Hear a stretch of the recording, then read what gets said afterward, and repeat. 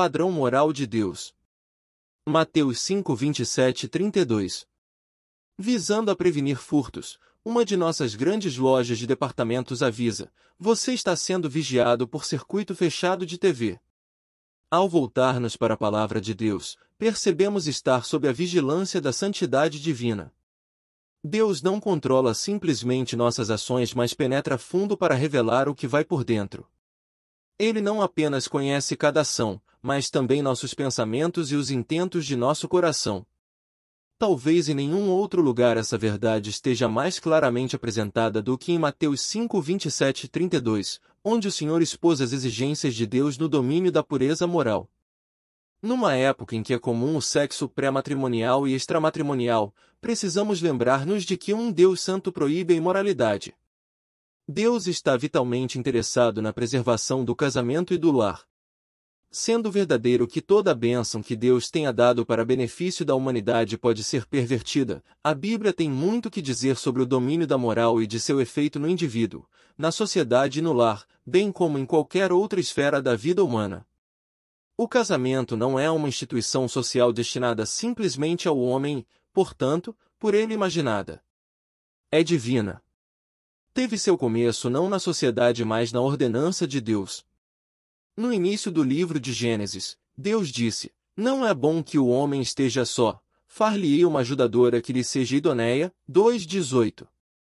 O casamento teve seu começo na mente de Deus que o instituiu. Deus fez Adão cair num profundo sono. Enquanto dormia, ele tomou uma das costelas do homem e fechou o lugar com carne. Estava formada uma esposa para o homem. Por isso deixa o homem pai e mãe, e se une à sua mulher, tornando-se os dois uma só carne. Gênesis 2, 24. Pelo casamento Deus une marido e mulher numa união inseparável, indissolúvel. Os dois se tornam uma só carne.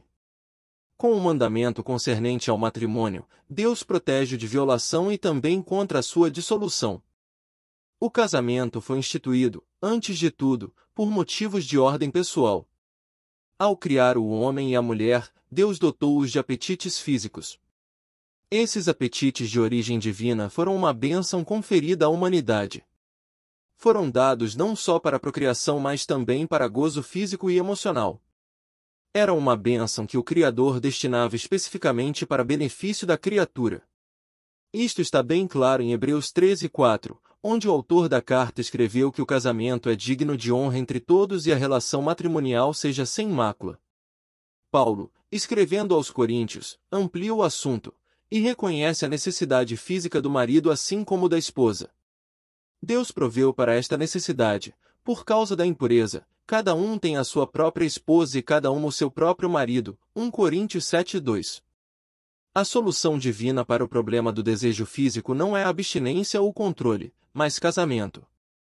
Por isso Paulo instruiu cada homem a ter sua própria esposa e cada mulher o seu próprio marido. Neste vínculo, cada um tem responsabilidade para com o outro no domínio físico que o apóstolo traçou tão claramente em 1 Coríntios 7:3-5. Ele reconheceu a necessidade e mostrou a solução divina. O casamento também foi instituído para benefícios sociais. A sociedade fundamenta-se não no indivíduo, mas na família. Para que não haja esfacelamento total da sociedade, Deus protege o matrimônio como instituição divina, de sorte que a sociedade não dê margem à corrupção que, inevitavelmente, deve surgir e à dissolução que resulta quando se destrói a menor unidade da sociedade. O casamento não se destina apenas ao benefício pessoal e ao da sociedade, mas também serve de lição objetiva de Deus ao mundo acerca do relacionamento entre o crente e o Senhor. Devido à entrada do pecado no mundo, os homens se tornaram estranhos a Deus e ao relacionamento íntimo entre Deus e o crente quando os dois se tornam um. Enquanto os crentes entram nesta gloriosa união com Deus mediante Jesus Cristo, quem está fora de Cristo nada sabe desta união. A lição objetiva de Deus ao mundo a respeito da relação entre o crente e Cristo tem de ser descoberta por via do relacionamento entre um homem e uma mulher no matrimônio. Deus guarda zelosamente essa lição objetiva, que é um meio de revelar a verdade divina aos homens estranhos a ela. Portanto, o Senhor, reconhecendo o propósito do casamento no plano de Deus, falou de um conceito errôneo do matrimônio. No 5º capítulo de Mateus, Nosso Senhor responde à suprema pergunta que pairava na mente das multidões que o viram realizar milagres que lhe conferiam autoridade perante a nação. O povo deseja saber se a justiça segundo os fariseus era suficiente para levar os indivíduos a relacionar-se com Deus. Nosso Senhor declarou categoricamente em Mateus 5:20, se a vossa justiça não exceder em muito a dos escribas e fariseus, jamais entrareis no reino dos céus. Visto que o povo tinha grande respeito pelos fariseus e por seu sistema de justiça legal, tornava-se necessária uma explicação. Nosso Senhor passou de ponto em ponto mostrando que aquilo que os fariseus ensinavam ficava muito aquém das exigências da inalterável e absoluta santidade de Deus. Ao chegar ao campo da moral, disse, ouvistes que foi dito, não adulterarás. Eu, porém, vos digo, qualquer que olhar para uma mulher com intenção impura, do coração já adulterou com ela. Vivenda 27:28. Os fariseus se preocupavam apenas com os atos exteriores. Agiam como se Deus ignorasse o que se passava na mente e no coração do homem. Mas o Senhor procurou mostrar que Deus está interessado não apenas naquilo que a pessoa é no exterior, mas também com o que é no íntimo. Portanto, ao tocar no domínio da moral, ele disse que embora os fariseus ensinassem que enquanto a pessoa refrear-se do ato físico do adultério é aceitável a Deus, a verdade é que se o indivíduo tem um coração adúltero, é injusto, ímpio e inaceitável aos olhos divinos. Os fariseus citavam corretamente o mandamento que Deus dera a Moisés, não adulterarás, Êxodo 20:14. Para eles, esse mandamento referia-se apenas ao ato exterior. Mas Nosso Senhor não parou aí, foi muito além. Reconhecia-se que Deus odeia o adultério, o Antigo Testamento deixou-o bem claro. O mandamento de Êxodo 20:14 foi repetido em Levítico 18:20, nem te deitarás com a mulher de teu próximo, para te contaminares com ela. No conceito do Antigo Testamento, o adultério era matrimonial, contra o contrato de casamento, contra a relação do matrimônio. Muitas vezes era mencionado como manifestação de cobiça, porque aquele que deseja a mulher de outrem está cobiçando o que não é seu e a que não tem direito. O termo foi ampliado para abranger todo ato de imoralidade, seja da parte do casado, seja da parte do solteiro.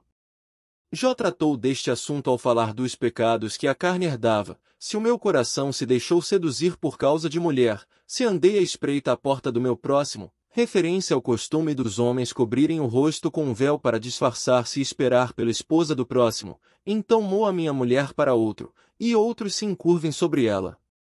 Pois seria isso um crime hediondo, delito à punição de juízes, Jó 31:9-11. A lei estipulava poucos crimes capitais e o adultério era um deles. Os que fossem apanhados em adultério deviam morrer. Isto poderia ser feito de imediato, cravando-lhes um dardo ou uma espada. Poderia ser executado por estrangulamento, ou punido com a pena mais severa, o apedrejamento. Israel reconhecia a justiça da sentença de Deus.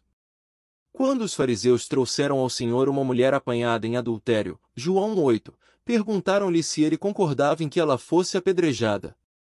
A nação, mediante a lei do Antigo Testamento, gravara em sua consciência que um Deus santo odeia a imoralidade ao ponto de exigir a pena de morte prescrita pelos juízes. Como disse Jó, é um crime hediondo à vista de Deus. Muitos devem ter sido os que não haviam cometido o ato físico do adultério, não carregava a culpa do sexo pré-matrimonial ou extramatrimonial, indivíduos que buscavam a aprovação do Senhor e sua declaração de que eram aceitáveis diante de Deus. Para esses ele interpretou o significado do mandamento.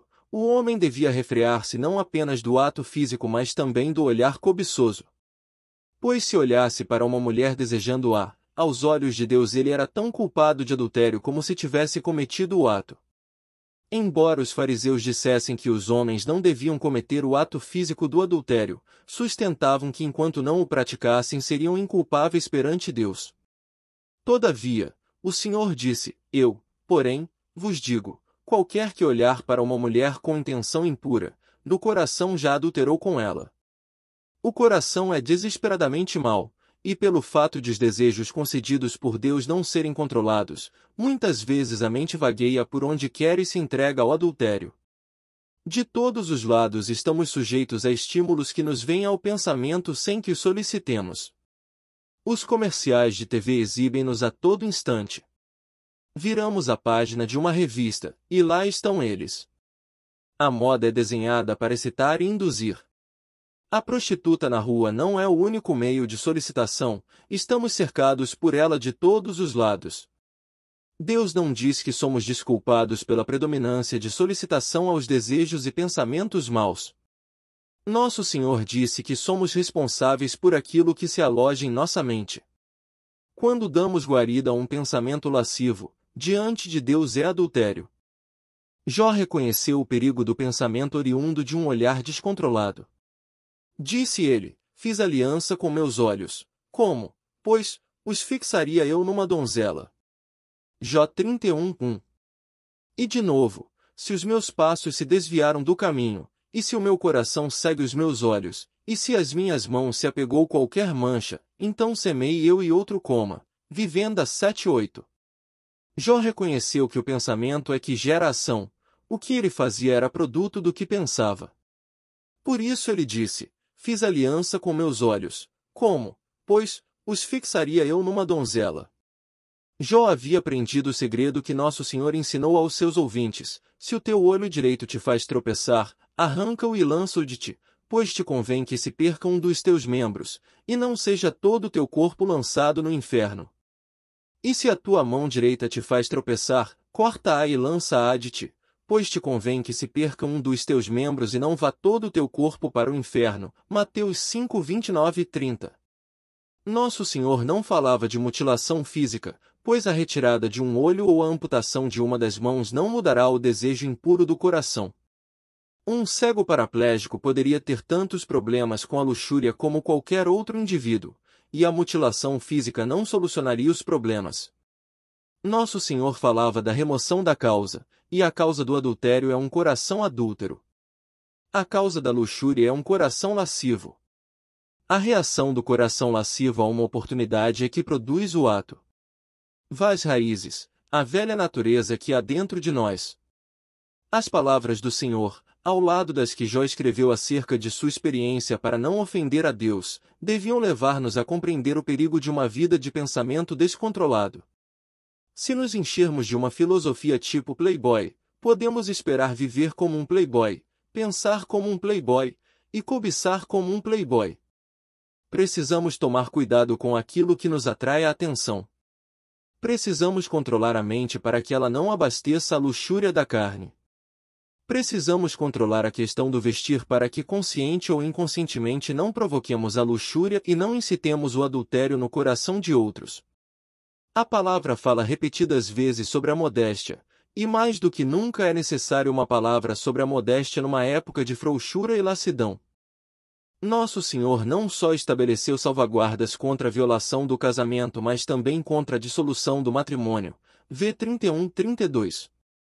Os dois se tornam um, segundo a lei divina do casamento. Um é a menor unidade indivisível. Nosso Senhor disse que à vista de Deus o casamento constituído perante ele era indissolúvel. Quando o casamento se vai, vai-se também a sociedade. Quando os princípios morais da sociedade se deterioram, os princípios morais do indivíduo devem sofrer. Nosso Senhor deixou bem claro que diante de Deus só uma coisa pode pôr termo ao casamento: a morte. Paulo resumiu em Romanos 7:1 o que, no seu entender, era o ensino de Nosso Senhor.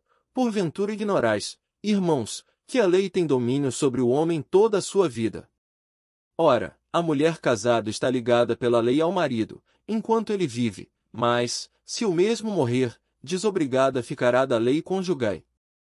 De novo escreveu o apóstolo: a mulher está ligada enquanto vive o marido, contudo, se falecer o marido, fica livre para casar com quem quiser, mas somente no Senhor. 1 Coríntios 7:39.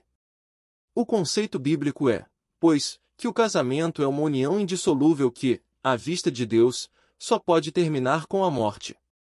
Não se trata de uma medida arbitrária.